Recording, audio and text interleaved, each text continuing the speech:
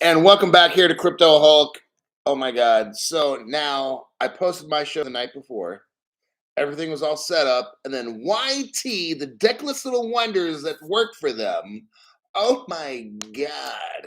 So they messed with the program so the program won't start. I'm like, well, they're so threatened by this program. I fucking love it. These little eunuchs that work for YT. Oh my God. Oh, it's sad. They have to try to mess with this channel so you can't see what's on this channel. So I want everybody now. So here we're going to do it now. You can look on my community page. We need to report YT for all the illegal shit that's going down on this platform. I have a complaint with the Better Business Bureau. The phone number is 408 278 7400. They have a fax number. I encourage you to fax whatever is in reference to this. 408 278 7444. They have an email at the Better Business Bureau. It's complaints, COMPLANTS, COMPLAINTS at LAS, and then V for Victor, BOB.org. The contact person is Raquel, RAQUEL, Negrete, NEGRETE. You need to reference this complaint number, please. 193-455-20. Okay. YT has been illegally taking your money because when you pay money to see this show and you don't see it, they don't notify it when they mess the channel. You're paying for something that you're not getting, and that's illegal. Okay.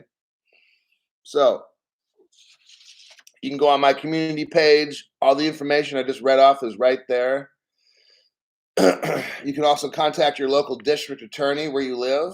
And I will be doing the same where I live very shortly here. I'm working on it right now to file a case.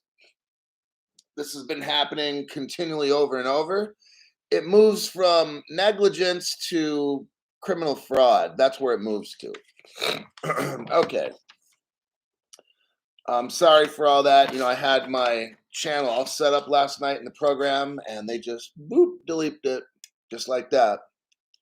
So that means you're paying to be notified for a show and everything, and then they're making it to where you're going to pay them money, but you're not going to be notified.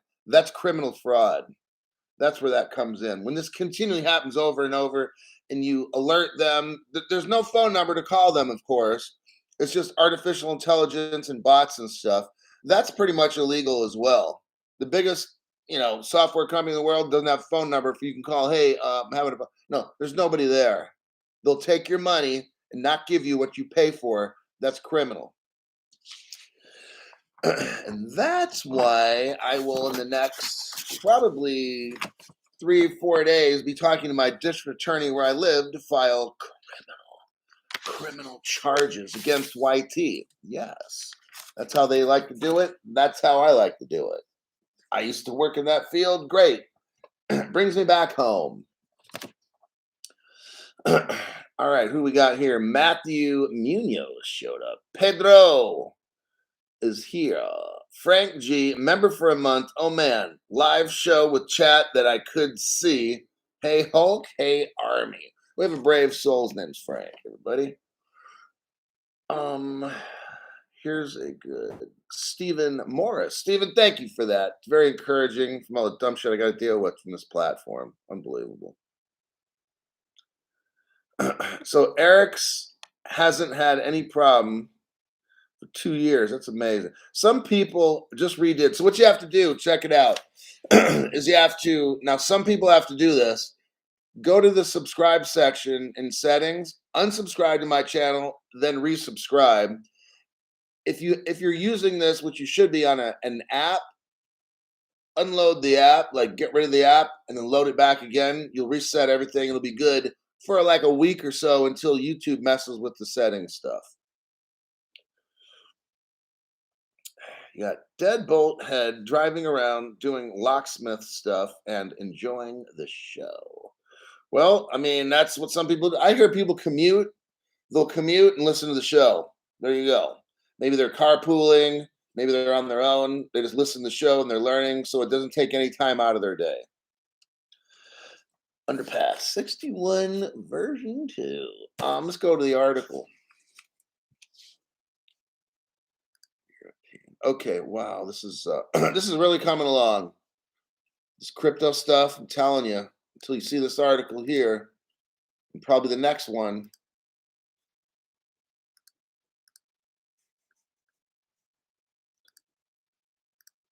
Okay. There you go.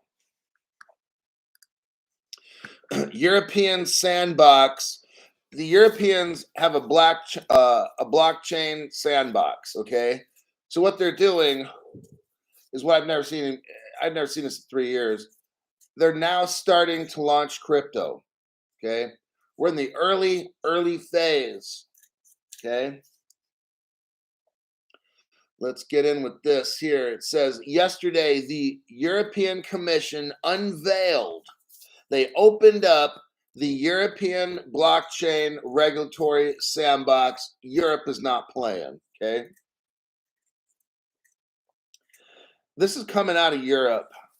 Crypto is going to be launched not from where it was invented, the United States, not from all the crypto come in the United States. You know what they got going now? I'm letting you know something. All this is on purpose. This whole court trial's fake. Okay, all our government people acting like, oh, what are we going to do with crypto? It's just so confusing. The news media, the fake news we got in this country is just astounding. Fake news. Oh, crypto's bad. It's just that's what you get in the United States. Meanwhile, in Europe, they're going to be launching crypto. Yes, and our government, we are so close. We could just boop in light speed past Europe. But what they're doing is making it look like we don't know what's going on. All this stuff. I just want you to know. The sandbox in Europe is targeting. Now, listen, you start with the adults, you end with the children, which is us. So the sandbox is targeting corporate solutions and public sector projects. You start with the businesses and the government. You get the governments, you get all their CBDCs going. Second, then you go for businesses. Third, people. Okay, that's how all this goes. I'm showing you right now the evolution of how all this fucking goes. I'm going to call the shots for you so you see exactly how this all goes down. All right, you and me are not going to be rich anytime soon. What they're doing now is getting the network set up for the governments first, industry second, you and me last. Okay. The aim is to provide legal clarity in Europe through a dialogue with regulators. So what's going on is this. In Europe, they're getting set up. The regulators, the government is getting their crypto stuff set up. They're working with industry. That's what this sandbox is they're getting, how can I put this? From what I see, it's like they're getting everything kind of set up so when that flip of the switch happens, bam, it happens. It's like you can't flip a switch if there's no light bulb in the ceiling. Okay? If you like I've got 4 lights all around me right now. If they're not plugged in, I can flip a switch, but nothing's going to happen. So right now, what they're doing is they're getting all the lights plugged into the wall. Okay? Now, all this in Europe, where industries are going to get set up, is April 14th. That's the start day with this. So, and we know in like what, June? That's when I think the more serious stuff happens in Europe in June. But right now, they're getting the businesses in a sandbox, and they're going to pick 20. Let's read. Projects between public authorities that use European blockchain services infrastructure will have a priority. So now they're picking the businesses. Look, they're going to have a certain area where crypto takes off. Hey, you could be doing all your shit over there, and da, da, da. It don't matter to them because what they're going to regulate is what's in this sandbox. If you're not in this sandbox, no one's going to deal with you. They're going to make it illegal. You just watch, okay? So right now they're picking the favorites on who's it going to be. It says here for the next 3 years, up to 20 private sector projects with a cross-border focus will be selected annually. So starting from now for the 1 year, they'll pick up to 20 companies to work with. The government of the European Union will pick up to 20 businesses. They're hand-picking which businesses are going to succeed. Do you understand this? You can have your own little precious cryptos or whatever. It doesn't fucking matter. If they're not one of the 20 picked, up to 20, that project will fail. Okay.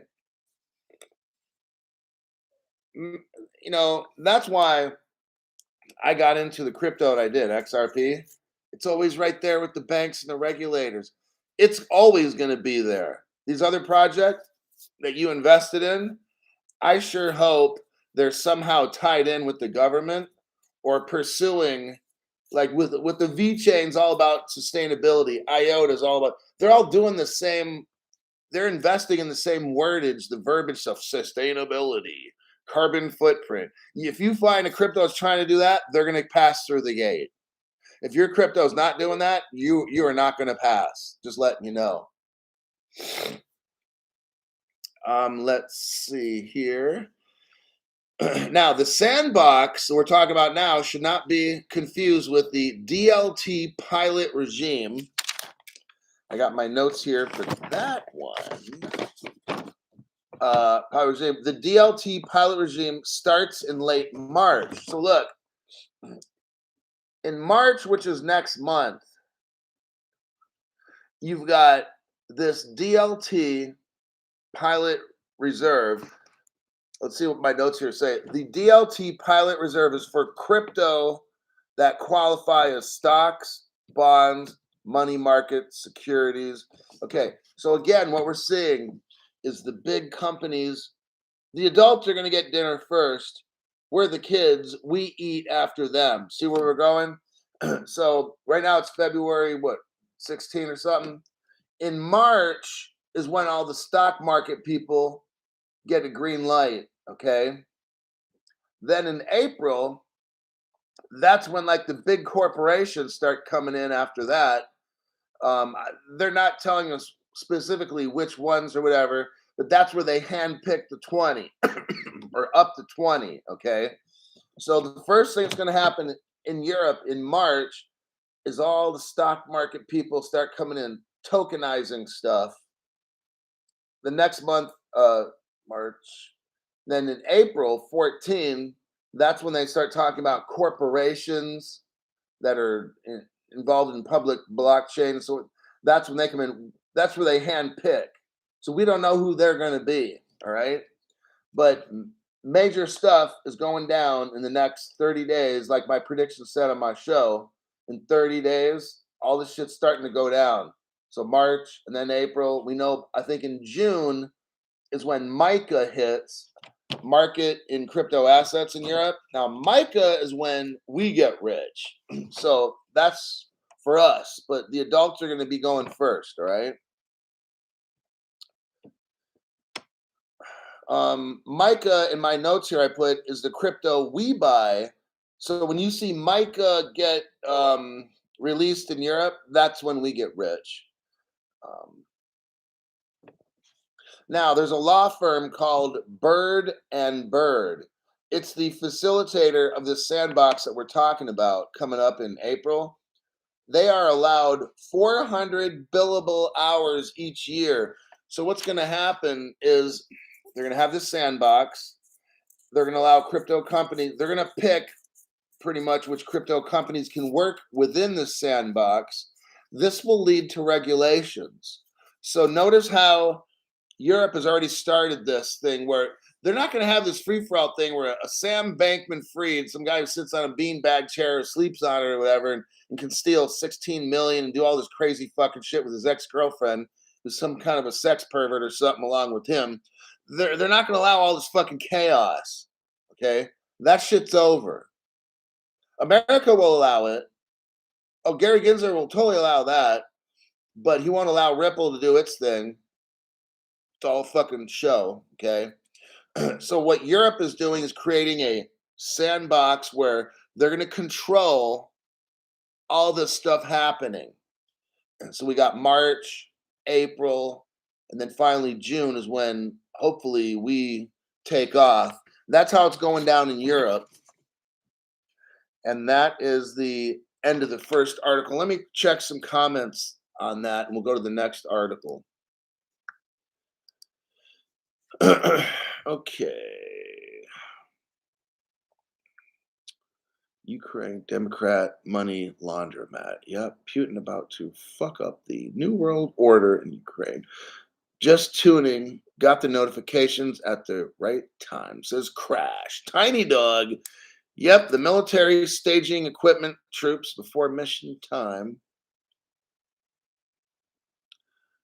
Let's see. 10 minutes late for class. Monster tired guy. Deadline 2025 from Lulu. Curtain goes up. Yeah, so Underpass says everything's ready before the curtain goes up. That's what's going on. So they're the whole purpose of this whole sandbox thing is Europe is going to lead along with Asia. This is all predicted ahead of time. I'm basically telling you what the future is going to be. I've done shows on this before with the 2030 report, probably 8 months ago or something. We predicted this. Europe and Asia pops first. We got to get the rest of the world on board. So what we're doing now is it's almost kind of like slow motion. They're not trying to come out and say, hey, everybody, why don't you get crypto before it's too late? No, they're scaring us. They don't want us to know. So they're going to shut down all these exchanges, which they should, because all these exchanges are all fake. So that's why I don't read off the prices of crypto like dumbasses on YT, because that's fucking stupid. When you read off a crypto price, that means absolutely nothing. You are literally showing you're a fucking clown by reading off a crypto price, okay? And when you're a chart analysis person, fake, reading off your predictions based on da-da-da-da-da and all of the... Dude, that's so fucking stupid because we're in a speculative market. That means there's nothing regulated here. These people behind the scenes are manipulating prices, on and on. So the chart analysis people are so fucked up as well. They got their heads so far up their asses coming out their throat. Okay. I don't read off none of that shit. My show's real. Okay. We go with facts and what's really going on, not hocus pocus, trying to get views so your sponsor can pay you more money. I'm trying to make sure you understand what the fuck's going on without all the dumb shit. Okay. That's what this channel is about. It's unlike any other channel. Okay. So that's what's going on in Europe is they're getting everything set up legally. The government will handpick who's going to be allowed to start, and then the government will make it illegal to go on any other platform, any other exchange. If it's not on their government platform, it's illegal. Just like something called the dark web, which I don't even know what that is. Okay. That's what crypto that's not given the thumbs up by your government will be illegal to buy. And you have to be able to prove and show where you got it and this and that. This is how it's all going down. I don't have all the answers on how to off ramp my crypto and everything. I'm not concerned right now. It's still at XRP is still like in 30 cents. I don't fucking care. Crypto Hulk, what are you gonna do? I don't fucking know. How about that? There's your fucking answer. I don't fucking know. Am I concerned? Not at all. I'm not concerned at all. Why? Because I'm the kind of guy who will do whatever, move wherever, do whatever I have to have my crypto. I don't care what laws say. Laws can change. They could say this today, that tomorrow. I don't care about fucking laws. Okay, I don't. I can live wherever I have to be rich. I will live wherever I have to have a crypto friendly country. I don't fucking care. That shit does not concern me. What concerns me is me doing what's best for me, not what some government tells me they think is best for me. That's usually the worst fucking thing for me. Okay. So I don't have all the answers right now. I'm not fucking concerned. I will figure it out later. It's not that tough. Alrighty then. Facts over feeling, says X Particus. J316 says exactly. Yeah, man, these motherfuckers, all they're going to do is take my money and give it to some illegal alien anyway, so they can have an apartment, raise 10 children, this and that, and then I got to pay for that shit? Fuck no. I'm not paying no tax on that. You got me fucked up. Exactly. So, next article is Reserve Bank of India. What we got here? Okay. Let me copy this.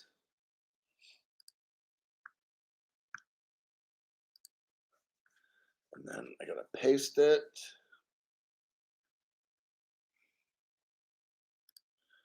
Yeah, they'll have a better apartment than me. Hey, when I was married, we only had like, well, the total children I have is 2. That's all financially we could afford. These motherfuckers coming across the border getting all, they got like fucking 8, 10 kids. How the fuck do you do that? You better be making $400,000 a year if you got like 10 kids, for real. If you got 10 kids and you ain't making 400,000 a year, you're sucking up all the money in taxes that I'm paying for you to have these little bastard kids. Okay, let's move on.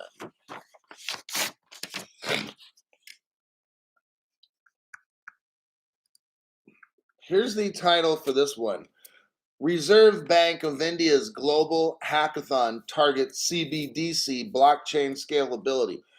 What we got going on here now is India, with like about 1 billion people, only 3 times the size of the United States in population. They're all testing their CBDCs. What is going on is just what I told you is happening. All the governments will start off first with their central bank digital currency, which is their money, so they can control us and keep track of us. Okay. That's what happens first. The government comes in, gets everybody using the CBDCs or whatever. The government maintains control of the money. Then it's business. That's step 2. Then it's business, like stock markets and all stuff. Okay. Then after that, at the end, it's us. Okay. That's how this works. You're going to see it unfold just like that. I'm showing you the future. Yesterday, the Reserve Bank of India unveiled its second global hackathon. Harbinger 2023, they call it. The event has a 4-pronged focus, including use case for its retail central bank digital currency, Hello Stellar, okay? So India is testing Stellar right now. That's what they're telling us in code, all right? They're not actually telling us. I'm figuring it out from what they're saying here, and that's fine. Registration runs from February 22 with proposals due at March 24th.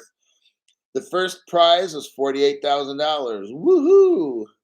Well, there's like about a year to a year and a half's worth of pay in America for the kind of poor people, with winners to be announced mid-August. While the hackathon invites global participants, including individuals, there's a presence for those knowledgeable about the Indian financial services sector consumers. What they're doing now is they're getting their government money to be used, to be tested, to somebody to try to hack it and see if they can get into it.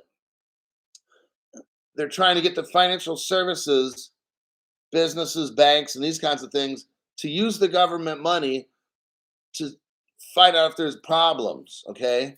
They're getting people used to this, all right? Because they will switch over to this 100% eventually, very soon. Now, India started the retail Stellar CBDC pilot pretty much like late November of last year, it shows here. That's why in December, when I called it, India has a lot of holidays in December. And what they were doing, which I knew and I talked about it, is they were getting everything ready for the crypto. It says here, India started this project we're talking about right now in this show in late November. So, pretty much through December, when 3 weeks of that month, India's banking system was shut down. They were getting XRP plugged in and ready to play. Okay. Um, for the hackathon, so the government right now, they're having this hackathon. The CBDC use case mentioned includes the disbursement or giving away of social benefits. So we're talking welfare, whatever it might be. They're testing it with welfare and offline. Now that's coming up a lot. This offline thing, that's going to be important because when they disconnect the current system, it'll be offline. And guess what? Only those companies in those countries and those banks that have the offline capability of, let's say, a Ripple, because Ripple showed that they can work offline, those will be the systems that continue. And the old system will be gone. Okay. Offline CBDC is seen as addressing accessibility and financial inclusion. There's the communist word, financial inclusion. That's how they're going to get control of everybody. Since when are all these super rich people concerned about us? You ever wonder that? Why? These people are not nice, but they're saying, oh, we need to have financial inclusion. What this is they're trying to get everybody into this new world order system so they can control us like slaves. I'm just being honest. We all know this is where it's going. In the beginning, you and me will benefit. We'll be rich, okay? But there will be a day, I don't know how long, 3, 5 years, to where they won't even care about that. They're going to try to shut us out. We're going to get on some kind of a list. I'm already on that list with this platform, this communist platform. See, this is what your future is. You will have a show somewhere and they will fuck up your program like YT does with not just me, my friends too. I got 3 friends that are going in on this lawsuit, by the way. They're all business owners and YT's doing the same fucking thing to them. And I'm like, awesome, dude. When we talk to the district attorney, we can tell them our story. They're gonna fucking love it because we are 3 separate business people dealing with the same fucking shit from YT. The district attorney's gonna be like, "Well, that's interesting." And be like, "Yeah, time to investigate and sue these motherfuckers, right?" So keep doing it. Keep putting your comments in the section. YT is gonna have a caseload of people. I want my members, all of them, people watching, to join this thing. Eventually, I'll give you a phone number for a district attorney in California and we can file like a class action lawsuit with like 2,000 people. Oh man, it's not going to be good for YT. Let me tell you, they're going to fucking love it. It's going to be their Christmas present, and we'll probably go for, I don't know, 100 million, and we can all split it. Okay, that's how this is going to go. They want to do stuff to my channel, make it where no one sees it, no one can comment stuff. Oh, I got something for them. I got 100 million things for them. Let me tell you, divide that by 2,000 and figure out how much money that is, right?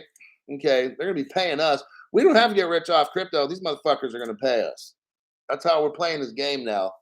You can either leave my channel alone, or we can then have this end up in superior court. Your choice, not mine.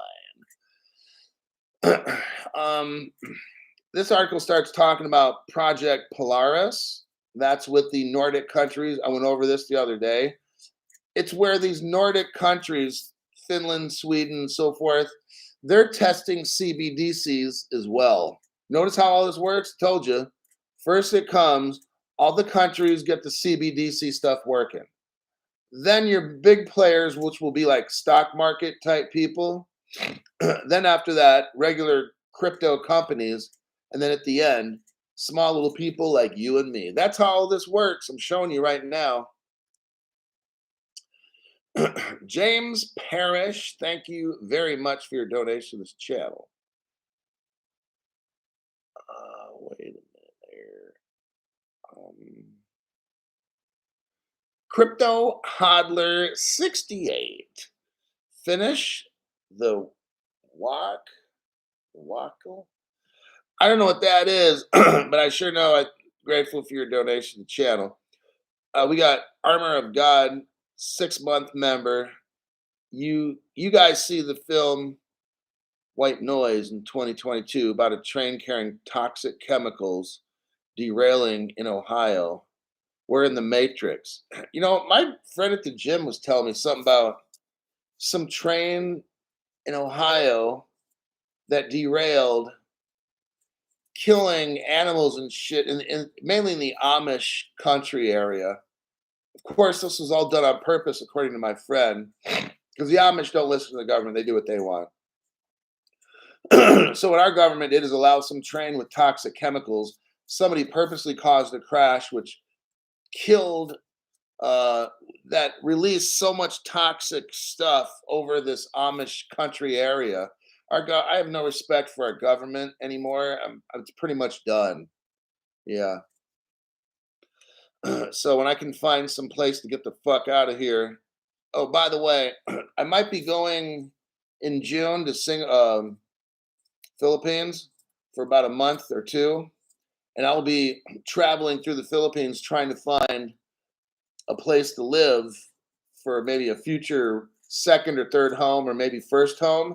So, yeah, I'm talking to somebody now. I might possibly go for at least a month, maybe two, and I'll be traveling in different provinces there, and I'll be able to show you what the different cities are like, what the government, how you deal with the government in these places, what about taxes, how do you get passports, can you stay here long term, prices of housing, food, and stuff. And I'll be doing my shows from the Philippines. I'm looking into it, but I know somebody that's going, and it's possible I'm probably going to go as well. And they said they're going for like 1 to 2 months. So just to let you know, I might be doing shows from the Philippines. Hey, I'm looking at opportunities, man. I'm going where it's best for me. Okay, and it's going to be really, really fucking hot in the Philippines. I already know. So I'll probably end up dropping 20 pounds, which probably is a good thing. James Parrish, thanks for your donations, channel. Appreciate that. Um, Tiny Dog, I'm Filipino American. Have the same thoughts. I got you, Hulk. My wife is Philippine. Yes. So we'll probably start off in Manila and hit the Bataan province to see her mom and shit, and then we'll start going over to Boracay and stuff. And I'm gonna check out different areas. I got some connections there in the government, so I don't know if I'll be able to use those to go meet those people. But I'm looking into possible places to live. So once we get rich, hook up with Pacquiao. Pacquiao. Looking forward to the Filipino accent. Simpsons predicted the train. Dude, they always do that. Simpsons know this shit. Get ready for crazy drivers. I know, Steven. I went to the Philippines about 4 years ago. I spent 6 weeks in the Philippines. The driving situation. Hey, these Filipino people tell you, hey, I'll tell you what. I work law enforcement. I've given tickets for traffic violations. Okay, so I already know. I go to the Philippines and I'm terrified. I'm terrified of what I see, how these people drive. But I'll tell you what, these damn Filipinos, I didn't see no fucking accidents. Nope. These motherfuckers are all over the road. Some intersections don't even have signals. These people driving sideways through the intersections and stuff. I'm just like, what the fuck are you doing, dude? Maybe some of them hitting the sidewalks and stuff. And I'm just like, but nobody gets hit. No pedestrians get hurt. No cars get crashed. And I'm like, what the hell? How does this? In America, there's all kinds of accidents.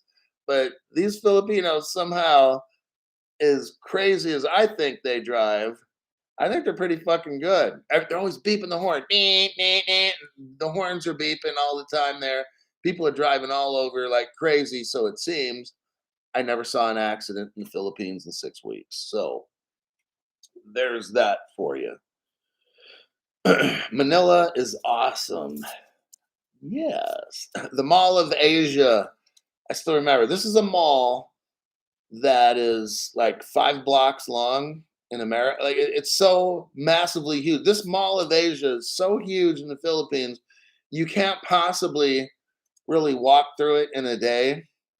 I guess you could, but you couldn't really go into too many stores because this thing just goes on for like ever. This is like the biggest mall. It just extends and it goes left and it goes down 2 or 3 blocks and then it goes. It's just huge. And then they have a little amusement park like right next to the mall in Manila. There, yeah, I was there like 4 years ago. It was something else. Synchronized chaos. I've worked in Seoul and Busan. Great local food over there.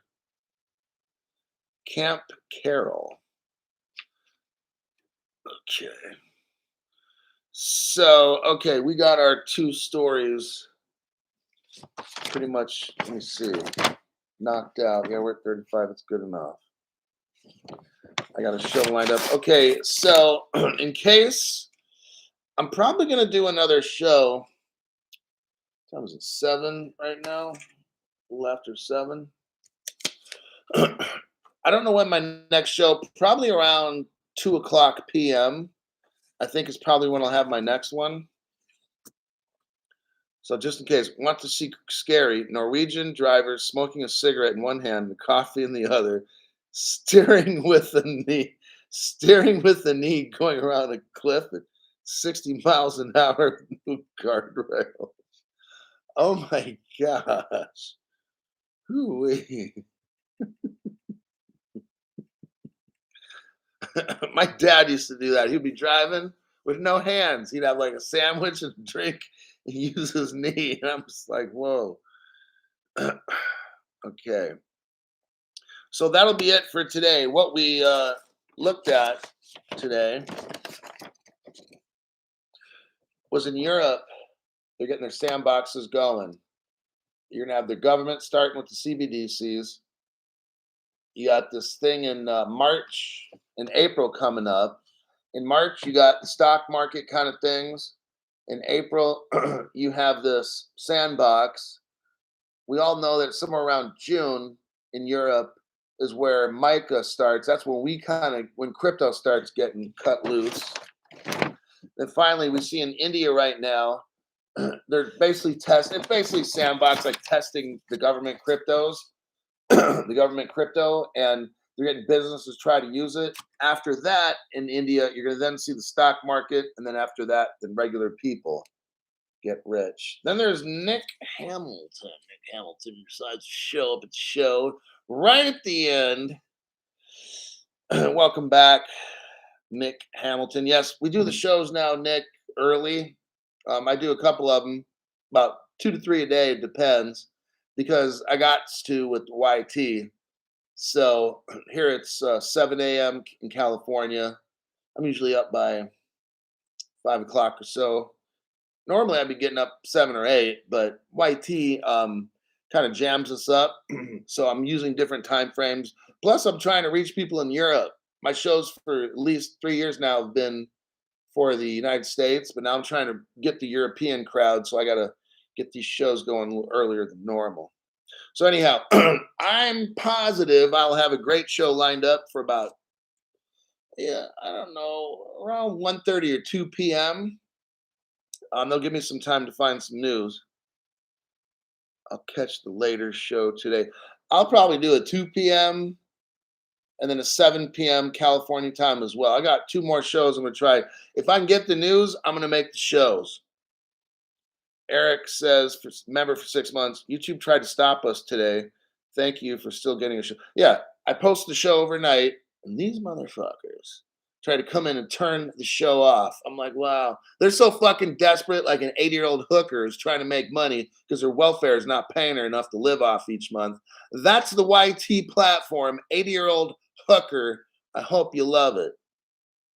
All right, this show will conclude right now. I got to go do some stuff, and I'll be back pretty much right about 2 o'clock p.m. California time. See you then.